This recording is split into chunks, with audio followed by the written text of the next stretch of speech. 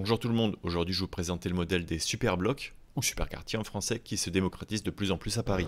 Et le problème, c'est qu'ici, il n'y a pas de blocage au milieu de la chaussée, ce qui fait qu'il y a encore des voitures et des camions qui circulent, comme d'ailleurs le camion qui arrive derrière moi, et qui va venir emprunter ce sens interdit, parce que c'est un raccourci. Et cette voiture aussi. L'État, malheureusement, ça ne peut pas fonctionner tant que l'aménagement restera comme ça. Je vais prendre le temps de vous présenter l'intérêt de ce modèle d'urbanisme, comment il est mis en place et en quoi cela peut radicalement modifier la façon de se déplacer dans les grandes villes, et notamment Paris. Et je ferai également une analyse sur pourquoi de nombreux chauffeurs ne respectent pas ces sens interdits et les solutions qu'il existe pour éviter ce genre de situation. Il marche bien le panneau, hein. Nickel. Pour mieux comprendre ce qu'est un superbloc et d'où ils viennent, il faut aller faire un tour du côté de Barcelone. C'est là où ils ont fait leur apparition à partir de 2013. Et en français, superbloc pourrait se traduire par super îlot ou superquartier. Le principe est donc de limiter dans cet espace le transit de véhicules. Pour cela, les axes sont coupés, on ne peut entrer ou sortir du quartier qu'à partir de la même rue, on ne peut pas le traverser, et également la vitesse des véhicules à l'intérieur de ce quartier est limitée à 10 km/h. Cela peut être mis facilement en place et reproductible dans plusieurs quartiers de Barcelone, car ils sont structurés en grilles. C'est l'ingénieur Ildefons Cerda qui a proposé ce plan pour l'extension de Barcelone en 1859. Et c'était très visionnaire en son temps, car il avait anticipé de nombreuses questions au niveau du climat et des déplacements que l'on a du mal à résoudre aujourd'hui. Je vous laisse d'ailleurs voir les vidéos de Hogg et Vox qui ont très bien documenté le sujet et qui expliquent ce choix d'architecture qui initialement était donc pour privilégier les espaces verts, la circulation de l'air dans la ville et le déplacement des piétons. Et donc par rapport à cette architecture en grille, il est possible de regrouper les différents blocs en espaces de vie. Voici par exemple à quoi ressemble un espace qui a été transformé à Barcelone. On passe ainsi d'une zone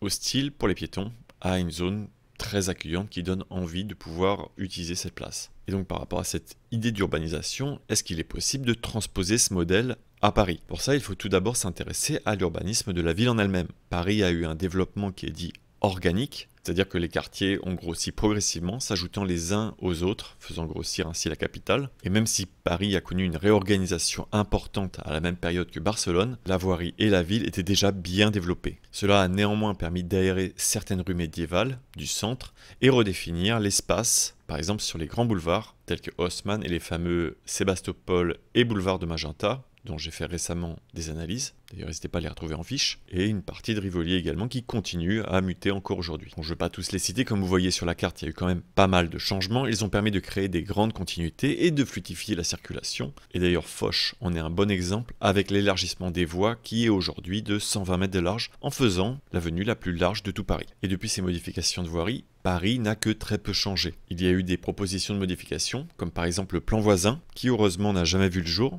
qui souhaitait transformer Paris en une immense autoroute. Le bâti ne représenterait plus que 5% de la capitale, le reste étant consacré aux grandes artères, aux garages de stationnement et aux parcs et jardins. Heureusement, ce projet fou ne verra jamais le jour. Et au contraire, à l'initiative de Malraux, la réhabilitation et la sauvegarde du vieux Paris sera déployée à partir de 1962. Et donc, au résumé, Paris n'est pas constitué de blocs, mais d'un tissu dense de quartiers. Alors malgré ça, est-ce qu'il est possible quand même de créer des super blocs? Et comment faire pour les mettre en place? Et bien c'est ce qu'on va voir. Pour pouvoir redéfinir l'espace, il faut s'intéresser aux différents axes de transit. Pour cela, nous pouvons utiliser par exemple OpenStreetMap, qui nous permet de visualiser les différentes voies de circulation. Il existe 4 principaux niveaux de voirie, les rouges, qui sont principalement du trafic express, ou des voies rapides. On peut y voir assez facilement se dessiner les différentes circulaires qui sont autour de Paris, les grands boulevards, les fermiers généraux ou les maréchaux, et également quelques grandes voies traversantes. Il y a les axes en orange, qui sont considérés comme les voies principales en ville. La rue Lafayette en fait par exemple partie. Il y a ensuite en jaune les rues importantes, mais pas suffisamment pour être considérées comme des artères principales, comme par exemple la rue de Crimée, qui ne devrait même pas être jaune, mais ça j'en reparlerai dans un autre sujet. Enfin en blanc, ce sont des petites rues ou routes permettant de rejoindre les différentes zones résidentielles ou commerciales, industrielles, mais n'étant pas censées accueillir un grand trafic. Maintenant que l'on connaît ces différents éléments, on peut visuellement reconnaître assez facilement un superbloc. Pour illustrer le sujet, j'en ai choisi 3 à Paris, Alésia, le canal Saint-Martin et la rue Louis-Blanc. On va d'ailleurs commencer par ici parce que j'ai trouvé ce point intéressant, l'aménagement y a changé à de nombreuses reprises afin de venir y limiter le trafic. Cette rue est souvent utilisée comme raccourci pour rejoindre la place du Colonel Fabien à la place de la Chapelle, en évitant ainsi une partie des fermiers généraux. C'est ici que se dressait l'ancien mur de Paris et aujourd'hui on y voit la ligne 2 aérienne du métropolitain et la ligne 6 dans le sud de Paris. Et un des majeurs problèmes, c'est que sur cet itinéraire de raccourci, eh bien, il y a une école primaire juste ici. Le but de cet aménagement était donc d'éviter que le trafic transite par cette rue en particulier, en fermant la circulation sur ce pont. Cela permet d'encourager les modes dits doux et de rendre les déplacements à pied, vélo et transport en commun toujours plus avantageux que la voiture. Cette diminution de trafic permet donc de limiter la pollution sonore et d'améliorer la qualité de l'air. Et avec un transit de véhicules plus faible et des véhicules qui vont plus lentement, cela permet également d'améliorer la sécurité en diminuant les risques d'accident et leur gravité. Et le fait de rendre les rues plus calmes et sécurisantes devant l'ensemble des écoles est un projet qui est en train de se développer à Paris. Et ça, j'en parlerai dans un sujet spécial. Et d'ailleurs, abonnez-vous pour ne pas le louper quand il sortira. Et donc par rapport à cette rue et ce quartier qui a été apaisé, cela peut créer des inconvénients temporaires et sur le plus long terme. Temporairement, cela peut entraîner par exemple une dégradation des voies adjacentes si rien n'a été fait pour éviter de créer de nouveaux raccourcis ou si le plan de circulation ne permet pas de créer des flux continus. Et sur le moyen long terme, cela peut entraîner une gentrification du quartier qui devient beaucoup plus attractif que ses voisins. C'est sûr qu'un quartier calme à Paris, c'est un délice et donc ça fait exploser les prix, complexifiant ainsi l'accès de nouveaux habitants dans ce quartier. Et pour ce qui est des commerces, bon là je vous laisse revoir la vidéo du Paris ZTL, mais en résumé, encourager les déplacements piétonniers dans un quartier, cela augmente significativement le chiffre d'affaires des commerçants d'une rue. Et donc comme on peut le voir dans cette rue, cette mise en place doit être progressive. On peut d'ailleurs très bien voir l'évolution de la rue, qui passe d'un rond-point en place, puis ensuite sur le pont l'aménagement de plusieurs pistes cyclables, puis la transformation en dur, ainsi que la mise en place de séparateurs physiques au milieu du pont, pour bloquer complètement la circulation, et dernièrement la mise en place de chicanes devant l'école et la suppression des feux de circulation. Et donc malheureusement, les blocs de béton au milieu du pont ont été supprimés. Et ça c'est pour une raison que je peux comprendre, cela permet de simplifier la circulation aux sapeurs-pompiers et policiers venant de cette zone. Mais malheureusement, en l'état, avec le retrait de cet aménagement physique, cela permet aux véhicules de passer. Et ce n'est pas la vidéoverbalisation ni la présence de policiers de façon périodique qui permettent d'endiguer ce problème. Quand on fait attention, Complètement, il y a le sens interdit, ouais. Et ça donne accès qu'aux ceux qui sont sur le vélo. Ouais. Et d'ailleurs, le simple fait de signaler aux chauffeurs qu'ils vont emprunter un sens interdit, ça crée automatiquement des énervements et des menaces. Je vous laisse un petit extrait, je vous mettrai le reste en fin de vidéo si ça vous intéresse. C'est un sens interdit là-bas, vous pouvez pas aller là-bas. Faut aller par là. Faut faire demi-tour par là, monsieur.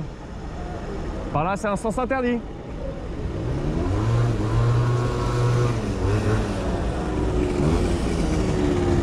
Tu dois quoi? Pardon? Tu dois quoi? Comment ça, je joue à quoi? Tu dois quoi? Pourquoi t'es là? Je suis sur la piste cyclable. C'est quoi le problème? Tu vois pas que tu bloques tout le monde là? Je bloque qui? Comment ça, je bloque qui? Je bloque qui? Tu bloques tout le monde là? Ah non, c'est un sens interdit. Oh ouais, il y en a un. C'est un sens interdit par là, donc tu peux pas y aller.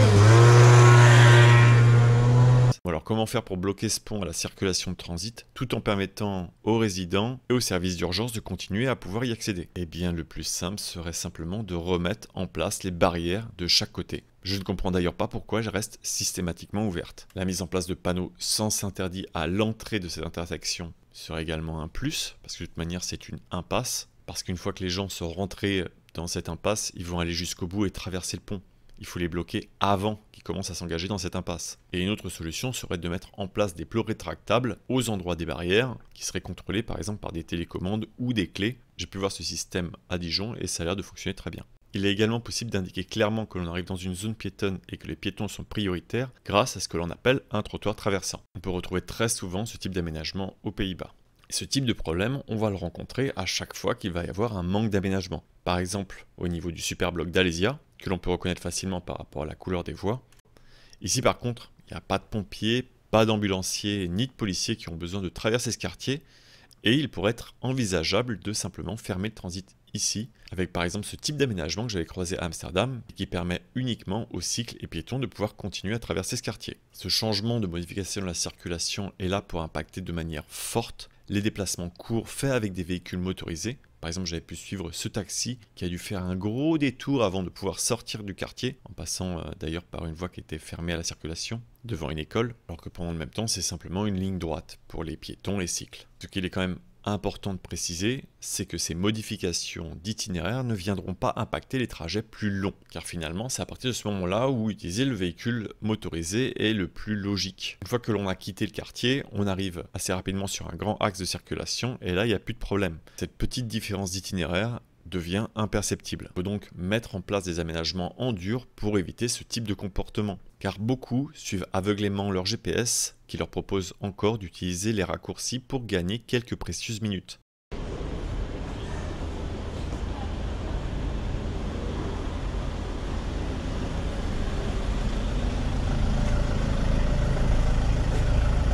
I mean, oh, it's possible.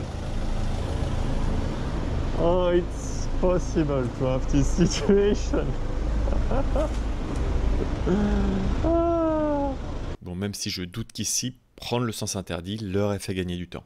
Et dans tous les cas, même pour des distances plus longues, les superblocs restent accessibles par les transports en commun. Que ce soit sur Alésia ou Louis Blanc, on retrouve des transports communs tout autour de ce superbloc. Et enfin, le dernier exemple de transformation que j'ai pu voir, avec un changement de circulation simple mais qui a un impact fort, c'est le canal Saint-Martin. Cela a donné à cet espace un nouvel attrait, et à chaque fin de journée, week-end, ce lieu se retrouve noir de monde, alors que la circulation automobile n'y est pas interdite, mais juste coupée ou le sens de circulation modifié. La transformation ici n'est pas encore complète. Seuls les cycles peuvent continuer à gauche en descendant. Et d'ailleurs c'est intéressant parce que même les cycles ne peuvent pas remonter ici, ils sont bloqués. Ce qui est assez dommage. On peut également voir des blocs temporaires et grilles fermer les entrées de ces différents accès. Et le contresens en lui-même est suffisamment long pour dissuader les personnes qui souhaiteraient le remonter. Comme on a pu le voir dans les exemples précédents, si c'est court, eh bien il y en a qui tentent leur chance. Le changement de direction sur cet axe avait été également bien annoncé et de manière pédagogique, avec la mise en place de policiers qui informaient les personnes qui souhaitaient passer par là. Et c'est quand que ça se met en place? Bah, c'est déjà en place. Hein. Ah d'accord. Parce que c'est un grand changement par rapport à avant. Ah ouais, ah, mais maintenant Paris, il faut les garder.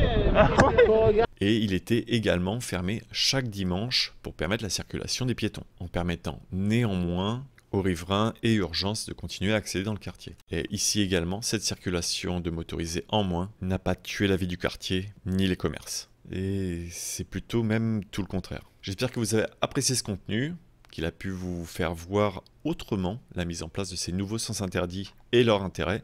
Je tiens à remercier toutes les personnes qui me soutiennent sur Tipeee, Utip, Twitch et YouTube. Ça me permet de prendre plus de temps pour réaliser ce genre de vidéos. Je vous dis à bientôt pour de prochaines vidéos et bonne route.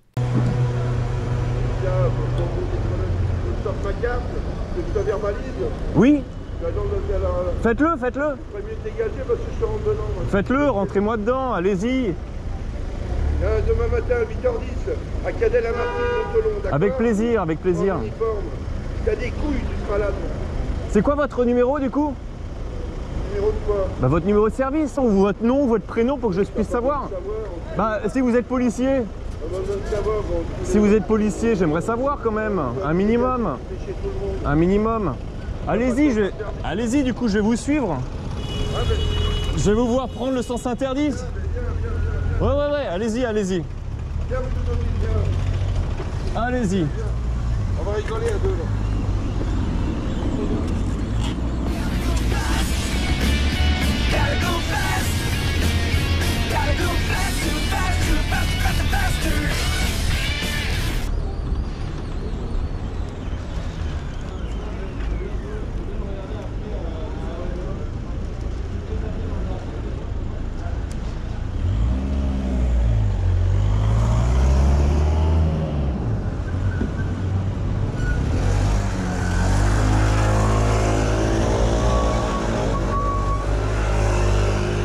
C'est une blague ce sens interdit, hein. Enfin, on va faire quelque chose.